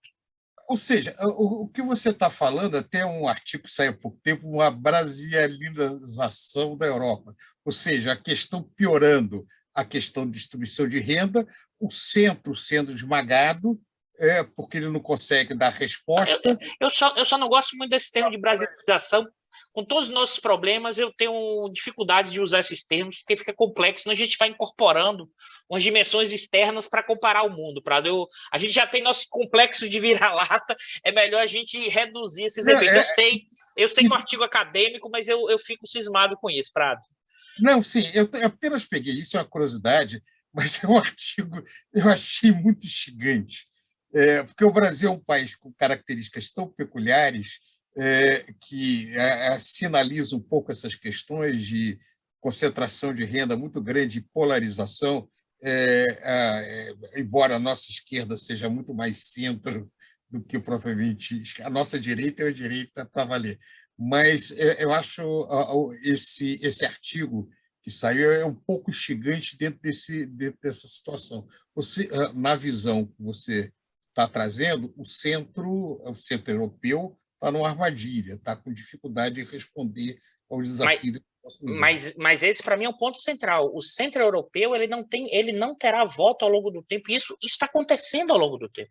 Você olha a eleição francesa, é STM, mas não só. E aí o Numa trouxe o ponto que eu queria reforçar, e eu vou ser rápido aqui. Por que o centro não tem voto? O centro não tem voto porque piora a distribuição, mas não só. Porque você tem uma lógica da porta giratória. O Numa acabou de descrever a porta giratória, a relação entre o público e o privado completamente imbricado. E vai se formando uma elite cada vez mais apartada e ganhando mais. Então fica uma lógica contra... A população vai vendo isso com uma lógica antissistêmica. É preciso ter contra o sistema. E o sistema o quê? É essa burocracia estatal que gira de um lado para o outro. E cria uma promiscuidade ou corrupção estrutural da relação entre o público e o privado. E esse centro, que é esse neoliberalismo progressista, quando imbrica o público e o privado entre empresa, observe que isso é um debate lá dos anos 90, quando eu ainda fazia administração, na graduação, que é a ideia do Estado gerencialista, que é a ideia do gerencialismo como técnica e forma, e que essas consultorias passam para dentro, como se fosse possível separar o interesse público e privado pela tecnicalidade. E isso desgarra, cria uma tensão cada vez maior, e acho que Numa talvez possa completar isso, mas minha sensação, Numa, é como se fosse assim, essa elite que sempre foi respeitada porque ela pensava o Estado, ela pensava a nação, ela pensava o povo francês, ela agora está olhando o quanto vai encher o bolso dela. E a massa, a população independente aí vai dizendo, porra, eu vou contra o sistema. Contra o sistema é alguém que vai ter propostas. E é mais, a proposta ele vota. Se o cara não entrega, ele gira para o outro lado. A gente vai ter um mundo, a população, em termos eleitorais, girando para um lado e para o outro até a hora que alguém entregue alguma coisa. Acho que esse é o ponto que eu queria soltar. Eu gostei muito, Numa, desse ponto que você trouxe. Acho fundamental para entender essa discussão.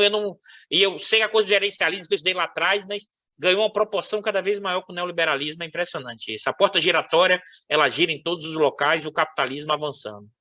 Doutor, só para falar para o público que está nos ouvindo aí, que nós falamos, que nós conhecemos o artigo sobre a brasilização do mundo.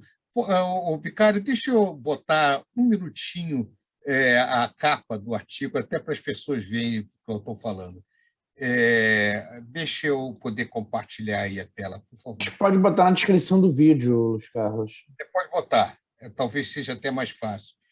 O nome do artigo é de Brazilianization of the World, do Alex Hochuli. Saiu agora em 20 de maio de 2021. Março, né? Em março, exatamente, no American Affairs. Peraí, 2021 ou 2022? 2021. Não foi então deve ser maio mesmo. É maio de 2021, do ano passado. E provocou uma quantidade muito grande de artigos de discussão sobre isso daí. É óbvio que não é nem o caso da gente perder muito tempo aqui, mas a expressão é interessante. É justamente o aumento da concentração de renda, uma certa estagnação no crescimento e a dificuldade do centro de se firmar, ele vai desaparecendo no decorrer do tempo. Não acho que isso seja Brasil, não, Prado. Isso é capitalismo.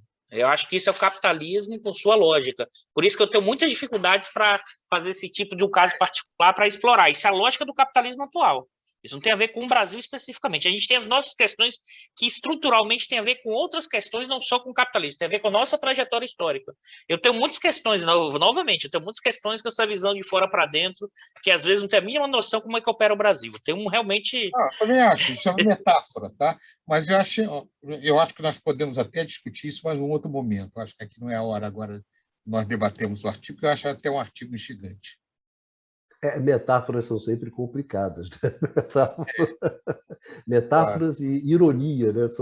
São coisas que você tem que usar com muita parcimônia, não pode ser usado dessa maneira. Senhores, nós já estamos aqui batendo a nossa hora tradicional e eu gostaria de justamente encaminhar aqui o final, né, dessa nossa conversa, desse nosso debate, pedindo justamente as considerações finais de vocês sobre justamente essas questões que a gente discutiu aqui, né? Numa, como são os franceses, vão sair 2.450.000 artigos sobre essas eleições, né, na academia, com várias interpretações, etc., etc. Enfim, então vão ser muitas discutidas, né? Mas então, eu gostei também de uma questão que você me levantou, que eu me lembrei muito da minha amiga já falecida, a Carmen Alvear, quando ela falava muito sobre a força das burocracias estatais, né? Ela tem um livro clássico sobre uma burocracia particular que é a da Petrobras e o papel que essas burocracias desempenhavam no desenvolvimento econômico, etc. Então você nota, assim, eu diria, como diria minha velha amiga Carmen, assim, um desaparecimento desse tipo de burocracia, né? O que também acontece no Brasil. O caso brasileiro não é diferente, né? E me pergunto se isso também não seja um fenômeno mundial, né? No qual, no próprio caso americano, embora as pessoas achem que não, mas havia uma burocracia estatal também bastante qualificada, e há um desaparecimento dessa burocracia e essa relação promíscua com o mercado, né? Onde esse escândalo das consultorias, né, no caso da França, eu acho que explicita muito. E também há muitos, se as pessoas quiserem, também tem muitos artigos, né, que saíram na imprensa francesa, etc., sobre esse tema, e que é bastante interessante, essa famosa porta giratória, né, Dudu? A famosa porta giratória. Então, eu vou encaminhar para o Bachan. Bachan, suas considerações finais. O pai da Joaninha. Diga lá, pai da Joaninha. Não, Bicalho, eu acho que a França, em certo sentido, até pela posição que ocupa, né, histórica, de certa maneira, é um pouco um balão de ensaio, né? Quer dizer, esse segundo governo Macron, né, um pouco um balão de ensaio, né, de uma tentativa de se ele avançar com o projeto neoliberal, se vai ou não tentar incorporar esses elementos que seriam de um neoliberalismo abrandado, né? E o que o Numa chamou a atenção do Mélenchon, dele estar apresentando alguma coisa nova, né? Quer dizer, de como é que isso vai avançar ao longo desses anos, como é que ele vai chegar eleitoralmente para 2027. Porque foi muito legal o que vocês falaram, Mélenchon, e verdade que ele foi melhor agora do que em 2017, mas isso me lembrou, né, um pouco aquela coisa, mas perdeu, né? Não chegou nem no segundo turno, né? Então, jogamos como nunca e perdemos como sempre, né? É isso. Quando você, né, e Numa estavam enaltecendo isso, me veio aquela velha história da Copa de 78, né, do treinador da seleção brasileira, Cláudio Coutinho, né, do campeão moral, né? Enfim, então, até o momento, quem tem conseguido captar melhor, né, angariar apoio a partir dessas insatisfações, né, que não são de hoje, tem se avolumando, vem num processo crescente, tá? Tem sido a direita, né, a extrema-direita. Então, a ver, né, o que se eventualmente isso pode mudar agora em 2022. E, enfim, esse período, esse quinquênio, né, será provavelmente marcado também por impasses, por disputas, né? Existem elementos de fratura no interior da sociedade francesa que já ficaram, já são perceptíveis, ficaram muito nítidos no primeiro governo, né? E agora, num contexto, eventualmente, de energia mais cara, essa reconfiguração na Europa, eventualmente uma nova Guerra Fria, né, a nova posição da Europa em relação à Rússia, isso tende a se intensificar. Meu Baixa, brigadaço. Costa Pinto. Eu acho que, vou ser bem breve, a discussão que a gente fez hoje, sobretudo aí com os aportes que o Numan fez para a gente trazer elementos importantes, e a eleição da França expressou, e o Numan detalhou muito bem, esses 3 polos. Um polo à esquerda, um polo da extrema-direita e um polo mais neoliberal progressista, dado que isso significa a formação social francesa. Quando a gente fala neoliberalismo, como o mesmo Prado falou, tem o neoliberalismo na França, o neoliberalismo no Brasil, o neoliberalismo nos Estados Unidos. Cada formação social tem suas especificidades. Mas, para mim, ficou claro, e acho que o Baixa trouxe, o que a eleição francesa mostra, e que não é um fato específico dessa eleição. Você tem uma dificuldade hoje enorme do neoliberalismo fazer a gestão política das sociedades. Essa gestão política, no sentido de criar minimamente uma coalizão interna, no sentido do espaço territorial, é cada vez menor. Né? O que significa dizer que, e mais ainda, um descolamento da ideia de uma gestão no sentido política, de coordenar os interesses do conjunto. Então, a fratura, a fragmentação, hoje não é mais a exceção, ela é estrutural do que a gente está vivendo. Olha que a gente está falando de fragmentação e de eleição desse padrão, é quase 10 anos já girando, pessoal. São quase 10 anos. Não é mais apenas o resultado dessa eleição. E o que mostra é que os polos aí que o Numan trouxe, que eu acho fundamental, tem a novidade no campo da esquerda, que é essa questão da esquerda popular, e acho que também tem uma novidade no campo da direita com os elementos que a Le Pen trouxe.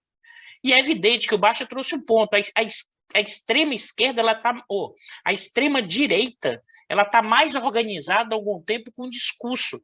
Então, ela está na frente do jogo. Ela não ganhou o jogo, ela foi para o segundo turno. A esquerda, ela começou a se organizar para esse jogo que está rodando. Ela está começando a se organizar.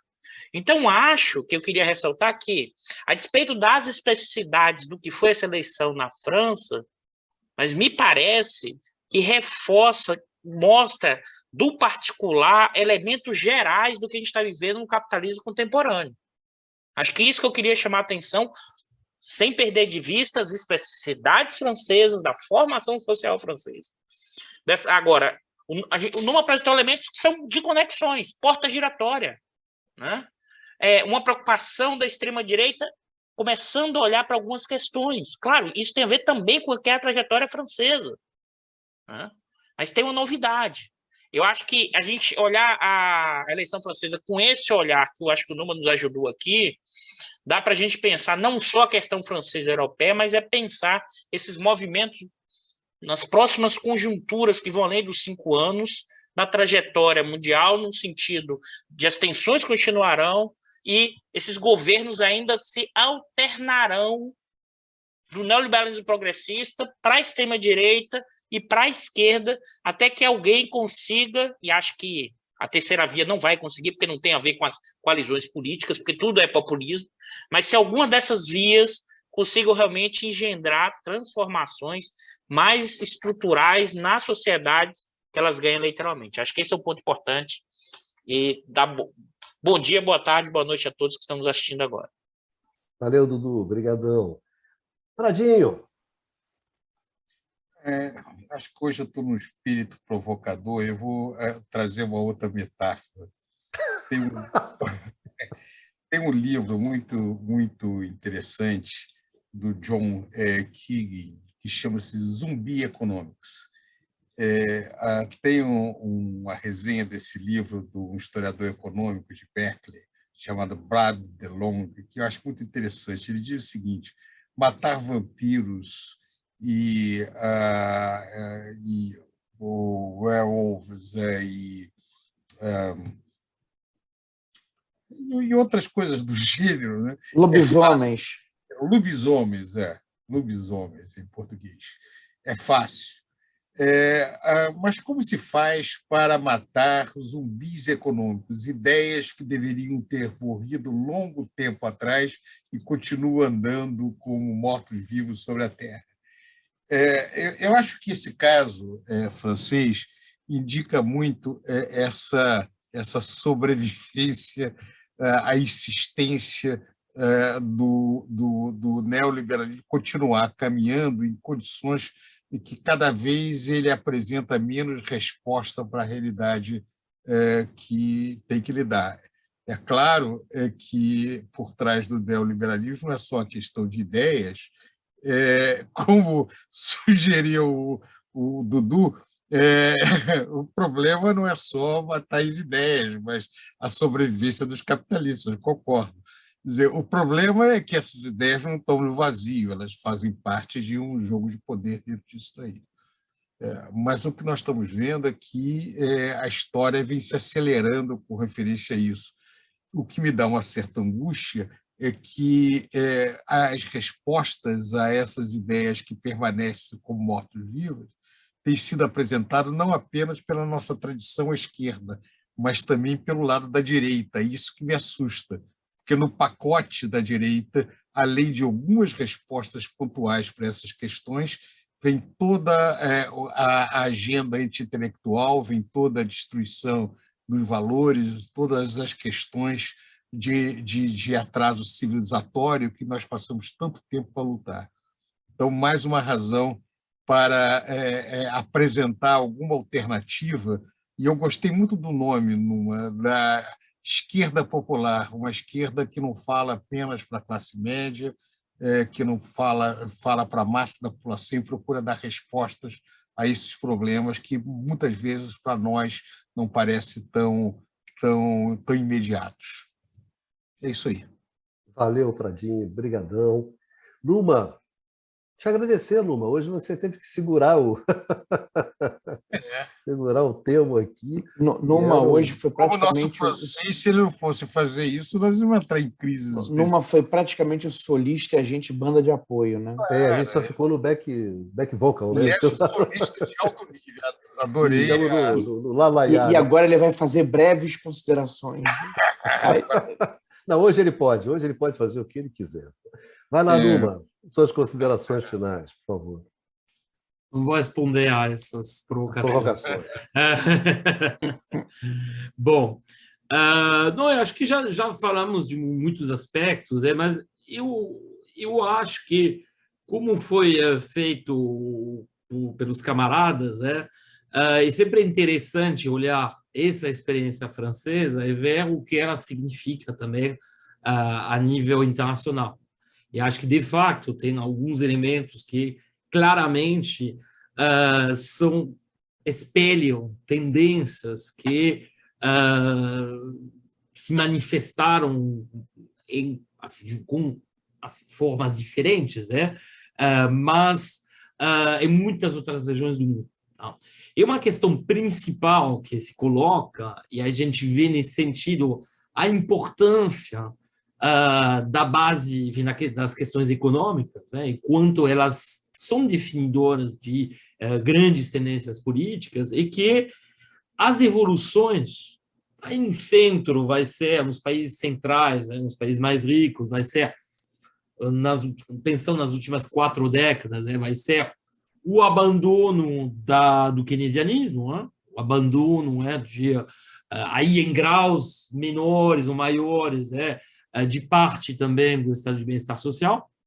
No caso da periferia, e aí também de uma forma extremamente diferente, porque eu deixaria nesse movimento, deixaria de lado a Ásia, porque ela obedece a uma lógica completamente distinta, mas pensando mais, em particular na América Latina, e em certa medida também no continente africano, a gente tem um fim do desenvolvimentismo, com tentativas assim de retomadas mais ou menos bem-sucedidas na década de 2000, mas o que aconteceu? E o que a gente observa é que a adoção das políticas neoliberais, que se manifestou em termos de distribuição de renda por uma degradação significativa, que também, em termos de crescimento econômico, foi acompanhado de um desempenho pífio, as taxas de crescimento econômico, tanto nesses países centrais quanto na periferia, caíram muito em relação ao que elas tinham sido no período da Idade de Ouro, do capitalismo, até pós-guerra, até a década de 60.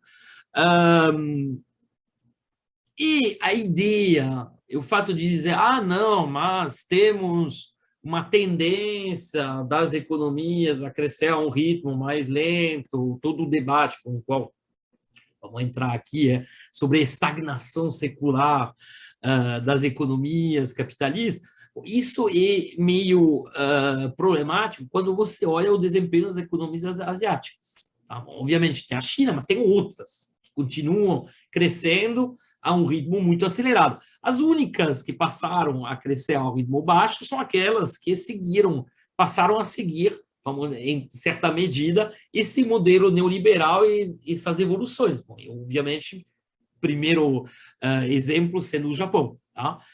Então, a gente vê que esse aumento da desigualdade na distribuição direta, essa desaceleração de crescimento, assim, a redução radical, assim, em graus muito diversos, do alcance do estado de bem-estar social, junto com esse movimento assim de mais acelerado de internacionalização da produção, com o aumento das cadeias, da intensidade das cadeias globais de valor, mas não um fenômeno novo, mas aumenta isso, e particularmente com as relocalizações e o uso das relocalizações para justamente enfraquecer mais ainda o poder de barganha dos trabalhadores, dizendo, nossa, se vocês não aceitam essas perdas assim, em termos sociais, em termos de proteção do trabalho, a fábrica vai fechar e a gente vai relocalizar a atividade em algum país. Bom, tudo isso foi criando uma precarização cada vez maior dos trabalhadores menos qualificados. E, isso é importante, foi avançando essa precarização. O sentimento de precarização dos trabalhadores na França não se limita aos operários, à parcela dos trabalhadores menos formada, mas hoje ganhou uma classe média de técnicos, de professores, de trabalhadores assim, no setor público, e isso foi avançando. Isso significa que hoje, isso é muito interessante, quando a gente olha as categorias de idade no voto. Se você for olhar o voto dos trabalhadores, das pessoas em idade de trabalhar, ou seja, tira e dos estudantes, ou seja, você tira o voto dos aposentados, dos mais velhos, aí você vê que os candidatos antissistema, e aí a gente vai botar junto o Mélenchon, a Le Pen, depois outros candidatos outros candidatos de esquerda, eles passam a representar quase 80% dos votos. Então, pegando, obviamente, esses extratos, tirando a classe média alta, tá? Pegando os ativos e tirando a classe média alta. Ou seja, há um medo da perda da solidariedade social, há um medo como foi já colocado, de uma decadência pessoal, de uma decadência familiar, que toma conta da população e que se manifesta, na verdade, com um salário, assim, poderia colocar um salário de subsistência, pensando no conceito clássico, da população que se torna cada vez mais, vamos dizer, esmagado por essas pressões exercidas pelo aumento da parcela dos lucros, pela generalização de uma lógica empresarial / neoliberal a todos os aspectos da vida, tá? A vida social. E, nesse sentido, essa tendência gerencialista é sublinhada pelo Eduardo, que tinha evocado também quando eu falei da questão da evolução assim, da alta função pública, e algo que foi ganhando todos os aspectos da atividade humana. Você trabalha num hospital, você é submetido a exigências não exatamente de rentabilidade, mas de eficiência e a instrumentos de controle que são dignos das empresas das empresas privadas, mais punitivas. Tá? Você vai ter essa lógica que vai ganhar também o ensino, a forma até de conceber a educação. Esse é um elemento, bom, obviamente não é o foco da nossa discussão hoje, mas isso é um elemento que foi muito enfatizado pelo Mélenchon, repensar a educação como algo que não é meramente a formação vamos dizer, de trabalhadores, mas também de cidadãos. Tá? Ou seja, revalorizar a questão intelectual, a questão científica, o aspecto, vamos dizer, humanístico também, humanista da formação da população, que foi, pouco a pouco, completamente assim, esmagado por uma lógica neoliberal que foi ganhando todos os aspectos da vida. Tá? E esse medo, essa instabilidade que foi criado, que foi aumentando a uma velocidade muito grande nas últimas décadas, e eu acho que ela chegou a um ponto tão grande que a situação realmente é essa, de uma população que não confia mais, de uma maioria da população que não confia mais no sistema, o sistema tal como foi se constituindo, defendendo, em última instância, os interesses dos capitalistas. Tá? E, nesse sentido, a gente nem tocou muito no assunto, porque, obviamente, eram muitos temas hoje, da pandemia. Mas é muito importante o que aconteceu na pandemia.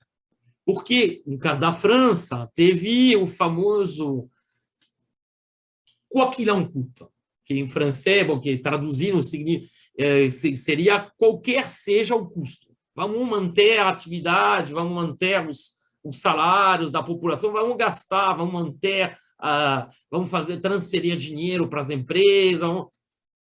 E, de repente, esse Estado que tinha sido considerado como algo que meio que atrapalha, que é uma coisa que tem que reformar, sempre martelando a necessidade das reformas estruturais, aí com sempre a ideia de uma frugalidade, dos limites, tem que absolutamente reduzir o gasto público, o Estado não pode mais gastar, temos níveis de dívida pública que são insustentáveis. Todo esse discurso foi completamente contradito pelas práticas do próprio Macron e de muitos outros durante a pandemia. Na França, o Macron aumentou o déficit público da França de 600 bilhões de euros. Tá? E, de repente, fica complicado você... E aí aparece mais para a população, mesmo para aqueles que não se interessam nem tanto pelas questões econômicas, mas aparece mais claramente uma contradição absoluta. Por décadas se fala que não, o Estado não pode mais gastar, não tem mais, tem que reduzir, tem que fazer um downsizing, uma redução do tamanho do Estado. E, de repente, quem salva a sociedade e quem salva as vidas, quem salva a coesão social vai ser o Estado na pandemia. E isso durante 2 anos. Não é pouca coisa. Então, eu acho que esse paradoxo ele alimentou também um voto contra essa ideia que tinha sido meio difundida, pensando nisso, pensando quase em uma hegemonia no sentido intelectual, no sentido gramsciano, que tinha sido difundida que, não, o Estado não pode mais fazer nada, o único caminho para a salvação é o setor privado, as atividades estatais que vão sobreviver, que vão sendo mantidas, o fornecimento de serviço público que vai sendo mantido tem que obedecer a uma lógica estritamente privada. Ora, tudo que aconteceu na pandemia mostrou que esse caminho está errado.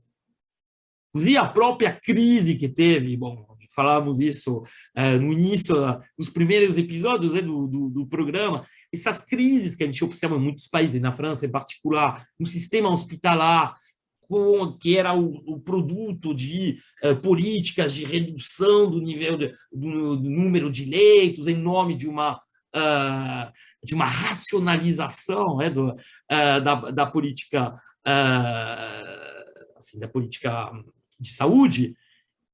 Tudo isso foi assim completamente contradito, né? Foi completamente assim, foi demonstrado como sendo errado, né? Durante o período da pandemia. Tá? Então, eu acho que o elemento da pandemia foi um catalisador, um acelerador da demonstração que esse caminho representado pelo Macron, pelo neoliberalismo, é muito problemático.